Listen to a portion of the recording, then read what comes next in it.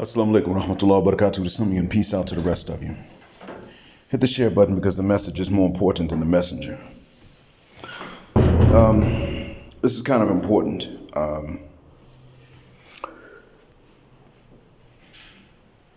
Steven Stewart was living in the United States for 3 months around the middle of March.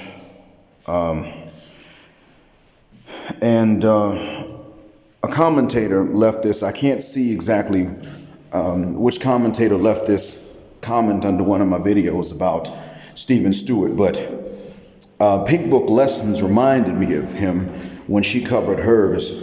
She did her coverage of the incident. Go to Pink Book Lessons and you'll see about a Bronx, New York man that got killed over an argument about social distancing at a Dunkin' Donuts. So go check her video out and give her a thumbs up, because she's, holding the sisters accountable, and she's actually doing the right thing, because she ain't got no smoke for the brothers, and that's the right way to be.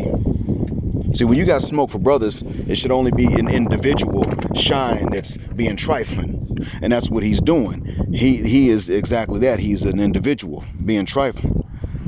But when you got smoke for the sisters, that's going to be the bulk of them, because a lot of them don't really even want to be known for being any kind of good. A lot of good ones don't want anybody knowing that they're good. That means the collective is bad because they're hiding it. They're demanding it. They're demanding that you not be too good, too convenient, too easygoing on these men. You need to be rough. You need to be demonic to them. So that being said, that man, that boyfriend of that argumentative lady, probably knew that the smart thing to do would have been to not get into it with this stranger who was not doing anything or saying anything to provoke her. The man probably did not know that he had done nothing to provoke her either. I mean, she really going to sit up and say, well, he really wasn't being that bad, and they're witnesses to that fact, but handle that for me? No. That man that shot Stephen probably just now finding out, or maybe a few weeks ago found out that Stephen was in front of witnesses not doing anything while she provoked him. He's probably looking at her and saying, you B-word, you sent me after a man and you were the one starting this stuff. And she's probably sticking her tongue out and laughing at him. He. Just like that lady did on that train before she got slapped by that really tall Dominican dude. Sticking her tongue out and laughing while she reached her hands out and struck men until he slapped the fire out of her, slapped her through time. Look, I'm gonna tell y'all straight.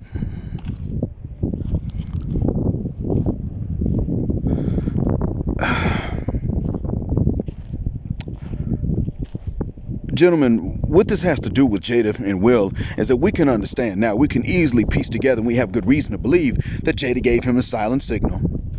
And there was enough context there for Will to understand that if he don't handle that, take her of this, then she's going to say, you ain't no man. And she was going to pretty much stay on his behind until he went back and did whatever he was not supposed to do to her. Because that's who the huck she is. And that's foul the huck she is to him. He's never going to be Tupac. I'm not going to lie to you. I'll tell y'all straight away.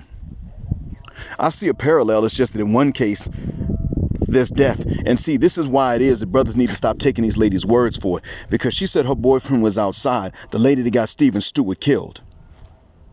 She said, my boyfriend is out there. And yet, when Will slapped Chris, Will was there, so he saw what happened live. He still had to do something, but he didn't have to kill Chris. So, this is why brothers got to stop believing when a sister walks up and gives you a story about what some man did, you got to start really digging for information. And when she starts saying, you don't seem like you're ready to protect me, then that's when you say, all I want is proof. But if you think I'm not ready to, you know what? I'm probably not. Because you see, the sisters that deserve protection just got cheated by women like her. Just got cheated by them again. This ain't the first time this happened. This is the time that made the news. Just like Jada sat up here and cheated sisters who deserve protection out of protection. Why? Because she done ruined the credibility. You just have one at the Oscars and another one in the Dunkin' Donuts. That's all that is. One resulting in a death, the other one resulting in a slap. What you think would have happened if Will had not made it there to the Oscars and it wasn't recorded? Maybe not that, but let's say that, Jada wanted to get Will killed. This man was trying to follow me home. Yeah, but we got an open relationship. That's not the point, Will. Will is just such a coward. Yeah, you see. I've had a sister try that on me before. Wouldn't listen to me. But then when a man started a rumor that he was with her, just a rumor, she was like, no, but he was trying, and you should have had a visceral reaction as a man. I'm like, yeah, but you wouldn't listen to me. You wouldn't obey. All you would do was defy. But then you're going to sit up here and talk this stuff. You acted as though anybody could have come and taken you away at any point. But you want me to have a visceral reaction? Now, this man did turn out to be a liar. However, the point is, a sister who wouldn't listen, was not obedient, still wanted not only protection, but jealous protection at that. Man, shock that fit. I couldn't fully articulate what stopped me. It wasn't fear of this dude. He was so fat and blobby, I could have danced circles around him if I had to. I called him out one time, and he declined to fight. I couldn't articulate what it was. This is before I knew all about the manosphere and red pill stuff. But I can tell you that I know firsthand this stuff is real. Don't take their words for it when you don't see exactly what's going on. And if you're going to defend somebody, you know what? Don't defend no sister, no Western sister. Don't do it. Be upright, honest, painfully honest. Of course. But if you're going to sacrifice that for a sister, you better go get you a traditional sister from a traditional environment and let the men know what's coming down the pike. That's what you need to do. Because these Western sisters will tell you a story about something that happened while you're not there, and later you'll find out that you either died, maybe you never find out that you died over a lie. Maybe that's the lucky situation. Other situation is you kill over a lie, and you find that out.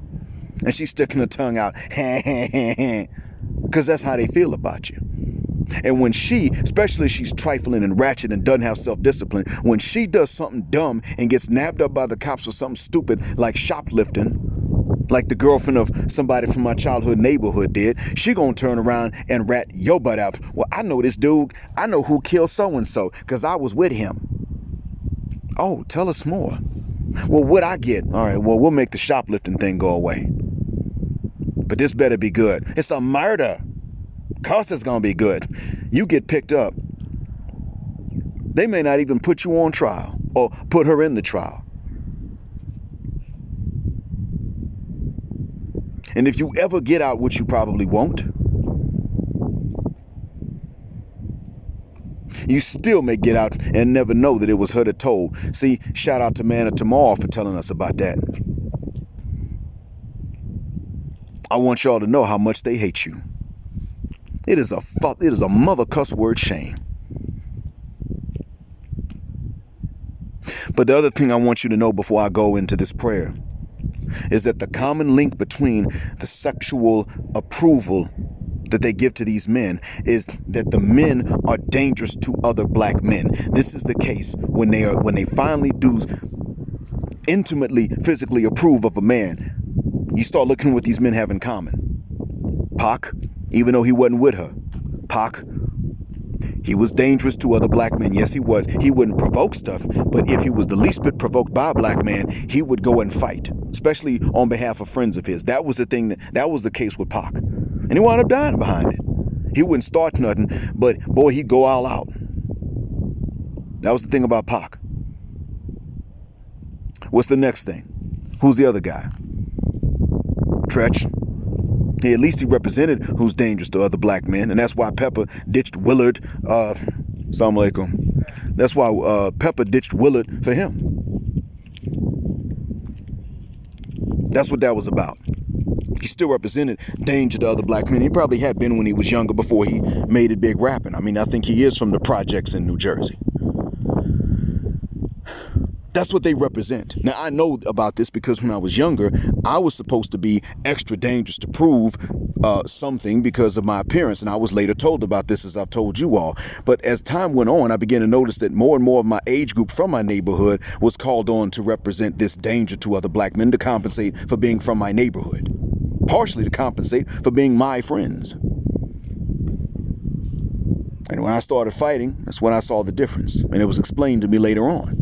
But now this is applied across the board to black men. You can't be clean cut and get the same treatment. You think Jada would have set up and told Pac if he was willing to be with her, you think she'd have said, we're going to have an open relationship. You need to agree to this? No.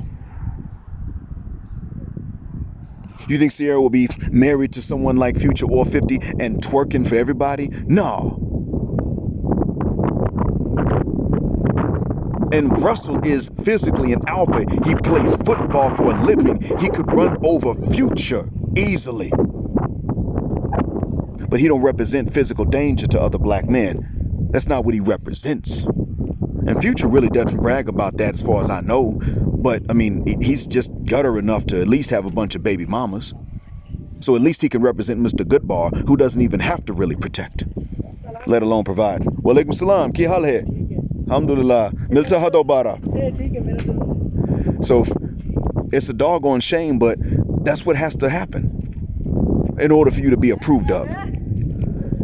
And this is why it is that I'm telling you all, if they are approving of you intimately, as a whole, collectively, and they're Western sisters, you're doing something wrong. And so when a man brags about that, just know right off the bat, they're not approving of him because of anything he's doing right. They're approving of him because of what he is doing wrong.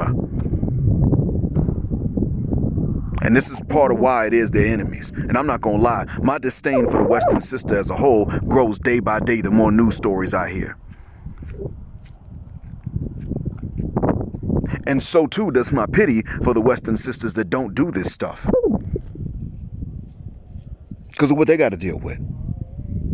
I mean, they still got to go and get their hair did. And that means they got to sit in the salons and listen to this. And that's part of why these younger women are coming out so bad. They hear these older women talking all these games and conniving ways in the hair salons, and nobody's equipped to silence these trifling broads. So these younger ladies are listening to these older women talk, and they think these ladies are about what they're saying because that's what younger people tend to think when elders are talking. You assume that an elder's pretty much about everything they said, unless you know personally that this individual's lying or exaggerating. You see? So these young broads are even worse because they think that these older ladies are about what they're talking about, and that, you know, they think that they got everything in life they got by doing this. This is a doggone shame. But understand that the commonality between them is the danger they represent to other black men. Even when they get these brads, why are they always getting with these racist brads and chads? What's the reason for that? They're always getting with these racist chads and brads. They get with them, and then Now, what do these guys represent? Well, they represent an emotional danger, not necessarily a physical danger to other brothers, but they represent an emotional and ideological danger to other brothers. So they just don't have to act on it and prove that they're actually dangerous to brothers. They're off the hook for that. They don't have to actually go and fight anybody. But you shine, or you got to get out there, tote them hammers and get some bodies. What you have to do then is die in the process. Eventually, you have to die in the process so she can sit up here and play the role of mourning. But then, hopefully, she gets to spin whatever bag you left. That's the game. That's part of it. And you got to leave behind a legacy of killing and dying. Because ultimately, their sexual selection itself is genocidal and suicidal. And I say if it's going to be that, you go ahead and survive into the next generation, even if it's up in between the thighs and on the cervix of a non-Western black woman. Either she's not black and not Western, or she's black and she's still not Western. Whatever the case is, you genetically survive into the next generation. If it means that we're diluted, that ain't your fault, bruh. That's hers. She decided on that. And even then, you get with a sister that's not from the West, and that means there's no genetic dilution. It's just cultural. And frankly, so what? Because inward culture needs to die. And it needs to die with them. Thanks for listening. Black Heart, Black Mind, Black Out, Assalamu Alaikum, a black heterosexual non-select male power because they don't like it, and black patriarchy till extinction or judgment day.